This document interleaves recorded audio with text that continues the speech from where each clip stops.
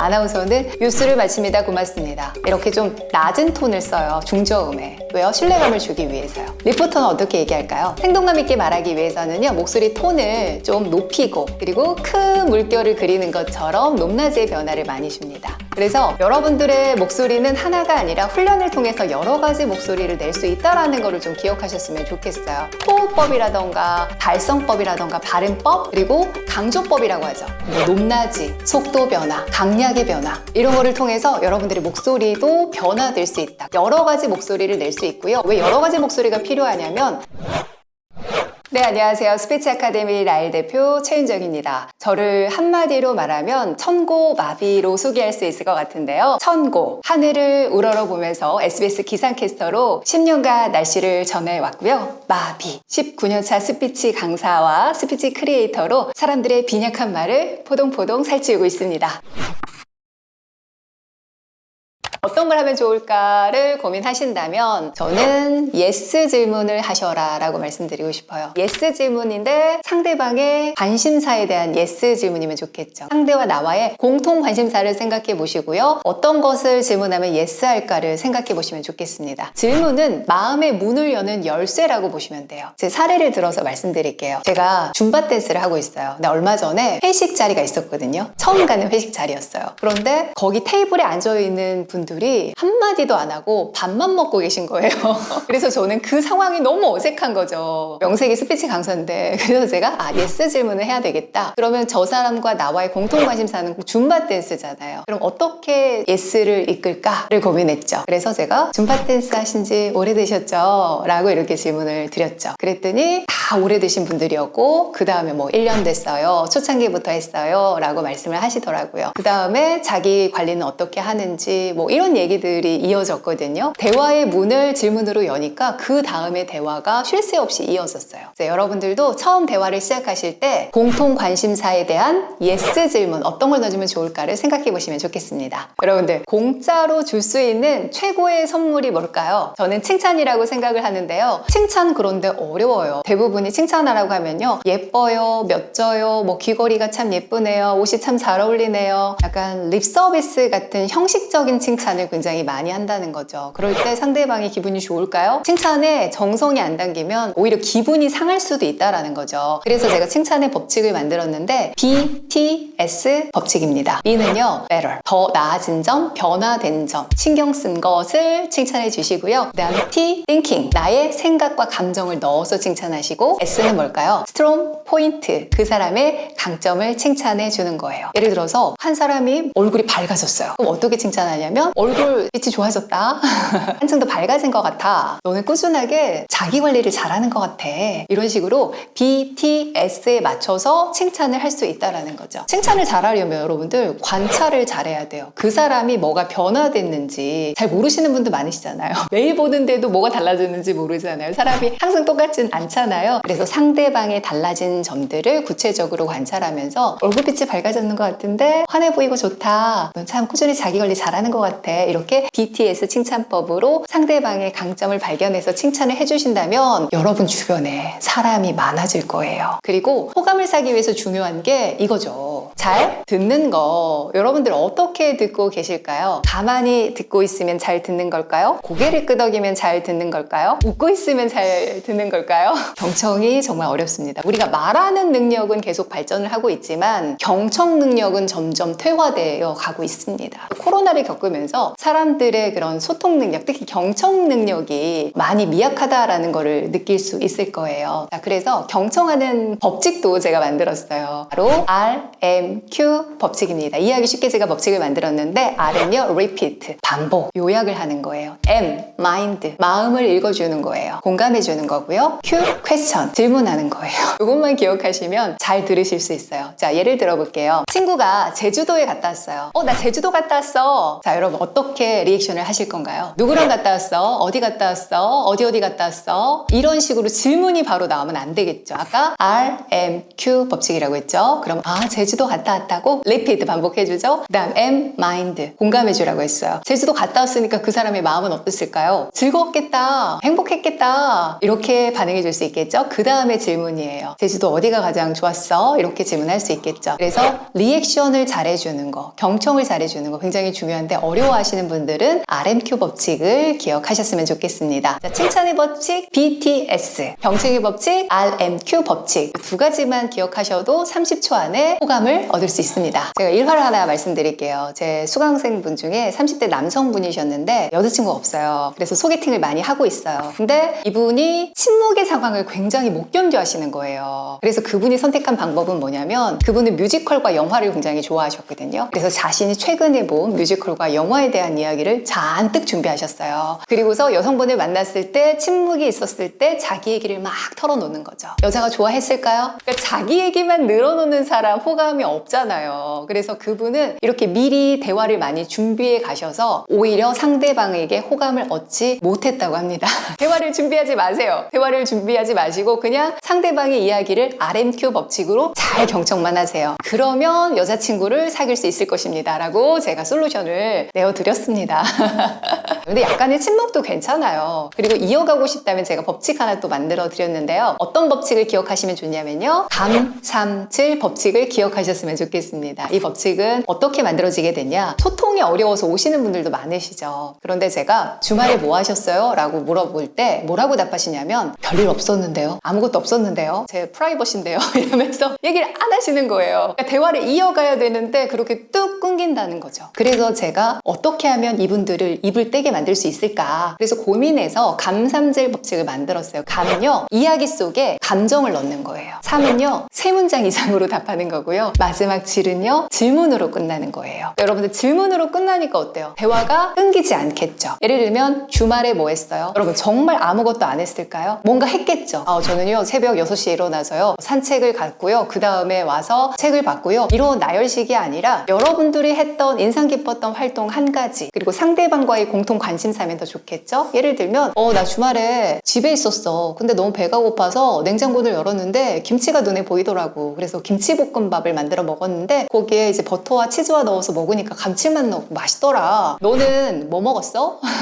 너는 뭐 좋아해? 뭐 이렇게 질문을 이어간다면 끊기지 않겠죠. 우리가 근데 질문하는 것을 굉장히 어려워들 하시더라고요. 근데 제가 주말에 뭐 했어? 라고 질문했죠. 그러면 대부분 주말에 뭐 했어요? 라고 이렇게 질문을 또 똑같이 하는 경우가 있어요. 그랬을 때 대화가 확장이 되지 않죠. 그러니까 아까 주말에 뭐 했어? 라고 시작했다면 아까 음식 이야기가 나왔잖아요. 그러면 음식 이야기에 대한 질문을 해주시는 게 대화가 확장되는 거겠죠. 그러니까 이거는 대화를 경청하지 않으면 질문을 못해요. 그래서 대화를 확장하기 위해서는 이 대화 속에 나오는 어떤 단어를 가지고 질문으로 연결고리를 만드는 게 굉장히 중요하다는 거를 기억하셨으면 좋겠습니다. 여러분 질문에도 유형이 있다는 거 알고 계세요? 그 생각을 안 하시더라고요. 제가 세 가지로 딱 알려드릴게요. 첫 번째는요, 정보를 묻는 사실 질문이에요. 예를 들면 우리가 뭐 몇 살이에요? 자녀님 몇 명이세요? 뭐 이런 거 물어보는 경우 있잖아요. 그건 이제 사실 질문이죠. 두 번째로는요, 그 사람의 감정을 물어보는 거예요. 너는 어떨 때 행복해? 기분은 어때? 감정 질문. 세 번째는요, 그 사람의 생각을 물어보는 생각 질문이에요. 근데 우리는 어떤 질문을 많이 할까요? 사실 질문을 많이 합니다. 왜냐하면 정보가 많이 없기 때문에. 그리고 상대방에 대해서 내가 알고 싶은 거를 질문을 많이 하죠. 이랬을 때 상대방은 기분이 좋을까요? 예를 들어서 제가 처음에 이렇게 상담을 할 때 저한테 질문해보세요 라고 이렇게 다짜고짜 물어봐요. 왜요? 그 사람의 질문력을 보면요, 소통 능력을 알 수가 있거든요. 저한테 결혼하셨어요? 여기 사업 운영하신 지 얼마나 되셨어요? 기상캐스터 시절은 어떠셨어요? 얼마 보셨어요? 뭐 이런 얘기를 던집니다. 그건 다 무슨 질문이에요? 사실 질문이죠. 그리고 지금 저의 관심사는 스피치예요. 기상캐스터 얘기를 물어보시는 분들은 그분의 관심사에 대해서 물어보시는 거죠. 그러니까 이러한 질문의 유형을 아셔야 되고요. 여러분들이 궁금한 걸 물어보는 것이 좋은 질문이 아니라 상대방의 관심사에 대해서 질문하는 것, 그리고 저 사람이 많은 얘기를 할 수 있는 질문이 어떤 질문일까를 생각해 보셔야 됩니다. 그래서 너무 사실 질문을 많이 물어보는 경우에는 상대방을 취조하는 듯한 느낌이 들 수가 있어요. 그래서 그거는 피하셨으면 좋겠고요. 자신의 관심사에 대해서만 너무 질문하는 경우 있죠. 상대방은 대답하기 싫어집니다. 그거를 꼭 기억하셨으면 좋겠어요. 대화의 대화에서 매력적으로 말하기 위해서 저는 스푼을 기억하셨으면 좋겠습니다. 3가지 스푼을 더해라 라고 말씀드리고 싶은데요. 첫 번째는요, 감정 1스푼입니다. 여러분들이 대화 시에 감정을 얘기할까요? 예를 들면 베이킹이 취미예요. 취미가 뭐예요? 물었을 때 베이킹이요.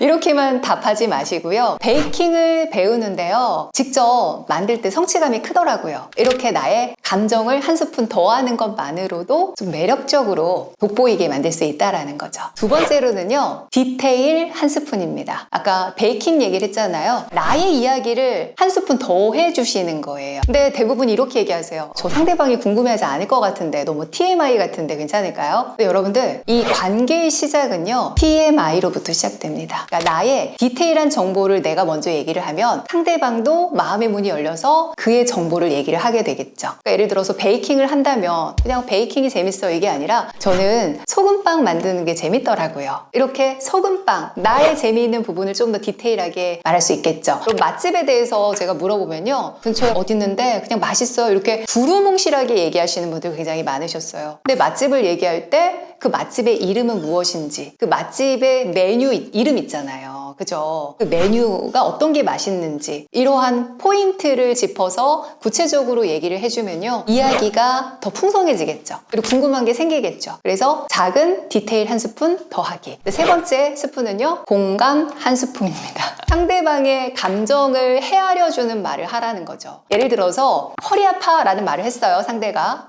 허리 아파라는 말을 할 때 여러분 어떻게 반응하시겠어요? 나 허리 아파 그러면 우리 한국 사람들은요, 조언을 해주는 걸 그렇게 좋아해요. 나도 허리 아픈 적 있는데, 이게 공감이라고 생각하고 얘기해 주세요. 혹은 나 허리 아픈데 잘 치료하는 병원 알아, 내가 소개시켜 줄까? 혹은 평가를 하고 비난을 하시는 분도 있어요. 야, 네가 신발 그렇게 높은 거 신으니까 허리 아프지, 너 자세가 삐딱하더라. 자세 고쳐야 돼. 자, 이렇게 평가하고 비난하는 경우도 있었습니다. 그때 그 상대방이 듣고 싶었던 거는 해결책이었을까요? 물론 해결책을 듣고 싶었을 수도 있어요. 그거는 상대방이 요청했을 때 해주시고요. 많이 아프구나, 많이 불편하겠다, 어디가 가장 불편해? 어디가 가장 아파? 이렇게 물어봐 주시는 거, 공감해 주시는 거 하고 계신가요? 자신의 말 습관을 한번 점검해 보셨으면 좋겠습니다. 자, 매력적으로 돋보이게 만드는 대화법 3스푼을 기억하세요. 첫째, 감정 1스푼. 둘째, 디테일 1스푼. 셋째, 공감 1스푼. 이 3스푼을 기억하신다면 매력적으로 돋보이는 대화를 하실 수 있을 거예요. 여러분, 공통의 관심사가 있는 사람들하고는 대화가 너무 잘 되죠. 시간 가는 줄 모르고. 그런데 공통의 관심사가 있는 사람들하고만 대화를 하면 대화가 안 늘어요.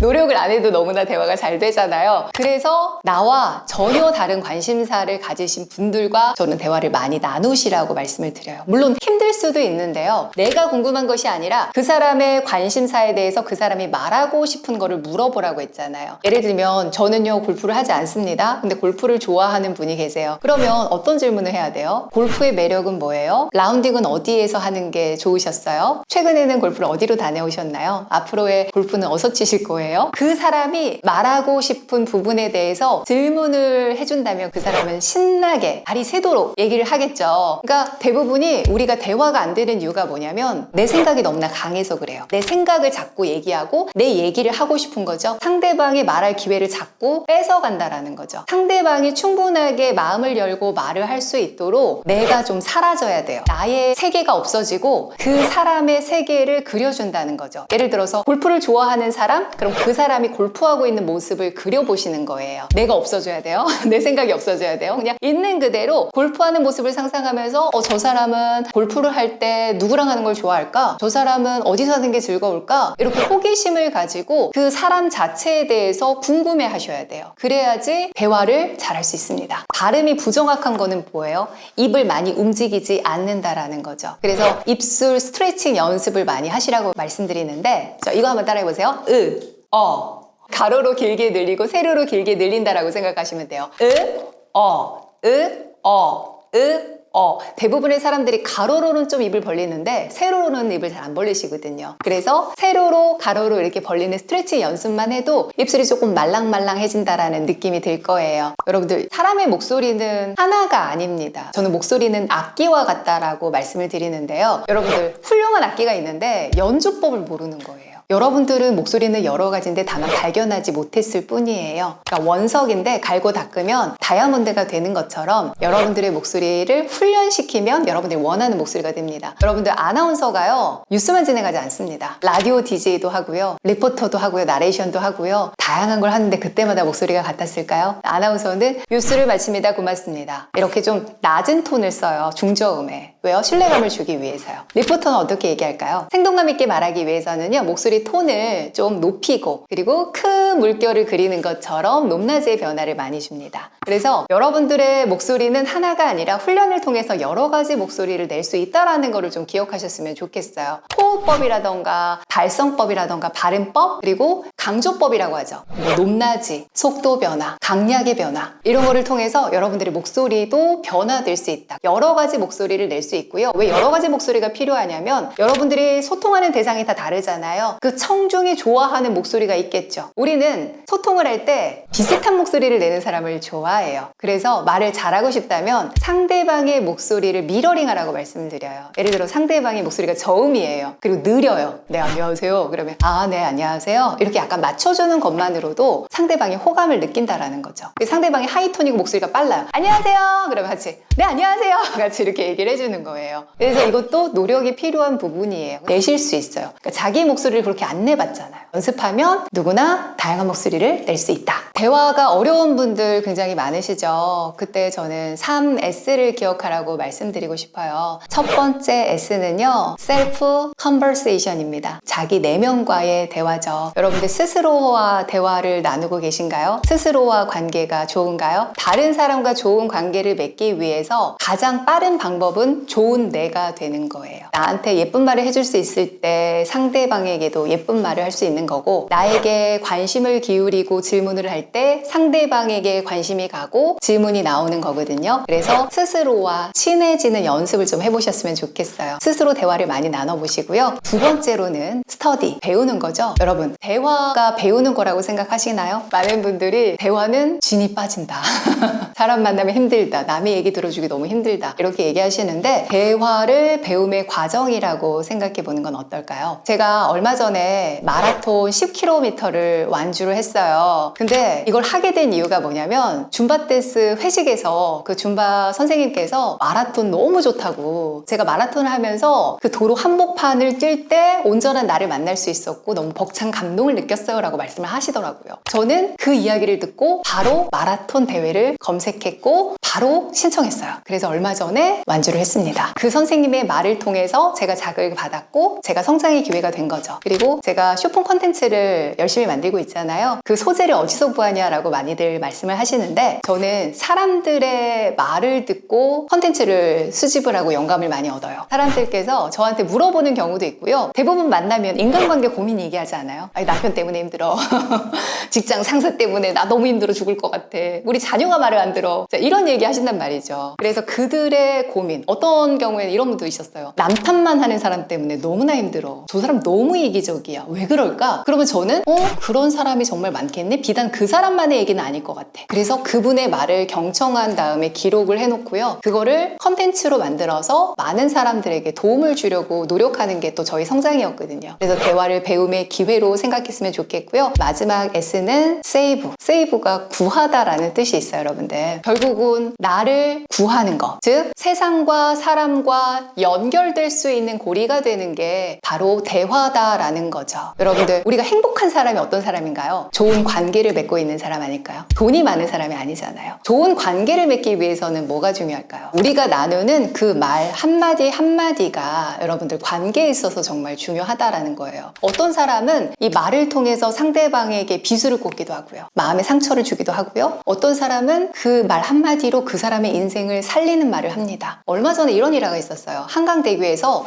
자살을 하려는 친구가 있었는데 그 학생을 살린 말이 무엇이었을까요? 대부분 너 이렇게 살면 안 돼. 아직 젊은데 죽으면 안 돼. 부모님을 생각해봐. 네 삶을 생각해봐. 이런 식으로 설득하려고 한다는 거죠. 그런데 그 학생을 움직인 말은 정말 단순한 이 말 한마디였습니다. 밥은 먹었니? 이 동네에 떡볶이 맛집이 있는데 먹어봤니? 이런 일상의 안부를 묻는 말이 그 학생의 마음을 움직였다고 합니다. 여러분들, 전화할 때 우리가 필요에 의해서 전화하는 경우 많죠. 그 사람이 생각나서 전화한 경우 있을 있을까요? 아, 네가 생각났어. 이유 없이. 밥 먹었어? 잘 지내? 다름이 아니라 이걸 부탁하고 싶어서 너 이거 알아? 이러면서 자기의 필요에 의해서 관계를 맺는 경우가 굉장히 많아요. 이게 아니라 그 사람에 대한 관심, 사랑으로 대화하고 연락하고 이런 일들이 많아지는 따뜻한 세상이 됐으면 좋겠어요. 그래서 대화가 진 빠진다, 힘들다 하시는 분들은 이 세 가지 3S를 꼭 기억하셨으면 좋겠어요. 셀프 컨버세이션, 스스로와 대화 나누는 거. 그 다음에 두 번째 스터디, 대화는 배움의 과정이다. 세 번째 세이브, 나를 구한다. 세상과 사람과 연결되고 내 삶이 행복해지고 풍성해지는 길은 바로 대화다라는 거를 기억하셨으면 좋겠습니다.